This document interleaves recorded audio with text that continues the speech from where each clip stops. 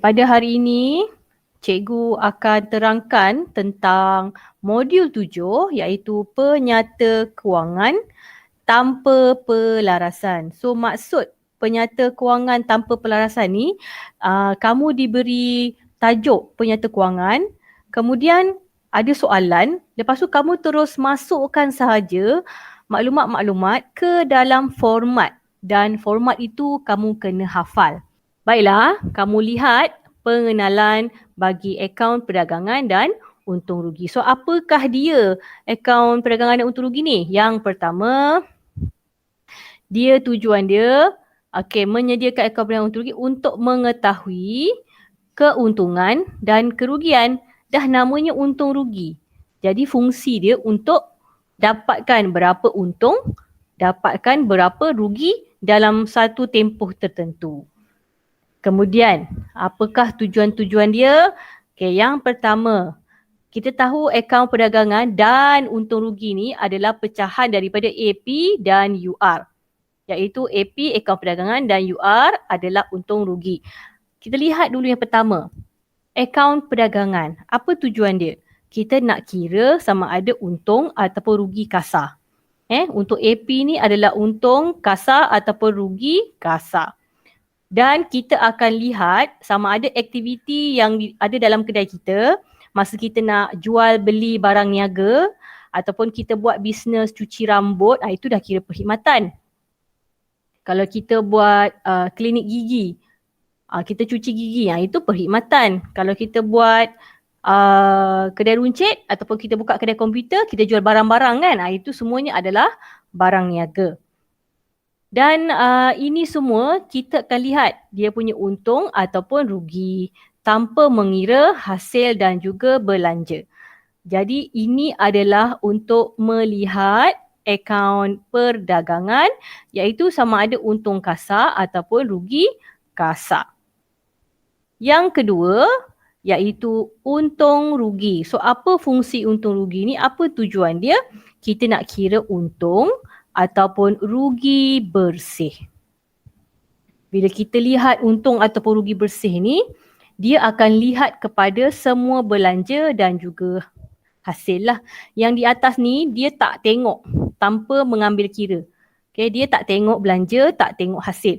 Contohnya bila dia berniaga tu, gaji pekerja dia tak bayar lagi, bil air, bil api kedai dia tak bayar lagi. Jadi itu dianggap sebagai kasar. Bila dia nak bayar semua bil air, sewa semua dengan untung yang dia dapat tu, dapatlah untung yang betul-betul bersih setelah dia settlekan semua belanja-belanja dan hasil. Itulah namanya untung bersih ataupun rugi bersih. Inilah baru dia lihat iaitu UR kita, untung bersih ataupun rugi bersih. Jadi, macam mana kita nak sediakan akaun perdagangan? Cara nak sediakan akaun perdagangan ni, kalau kamu lihat, dia adalah berdasarkan semua angka-angka yang ada di dalam imbangan duga. Jadi angka-angka di dalam imbangan duga ni, bentuk debit dan kredit dia dah bagi siap-siap. Jadi senang kita nak lihat. Berdasarkan butiran-butiran pada imbangan duga tersebut, kita akan kira berapa untung kasar dan rugi kasar dengan cara jualan bersih tolak kos jualan. Apakah ini kos jualan? Kos jualan ni maksudnya sebelum kita nak jual semua harga barang-barang yang dibeli. Semua harga barang-barang yang dibeli sebelum dijual. Ingat semua harga barang-barang yang dibeli sebelum dijual adalah kos jualan. Jadi berapa kita jual?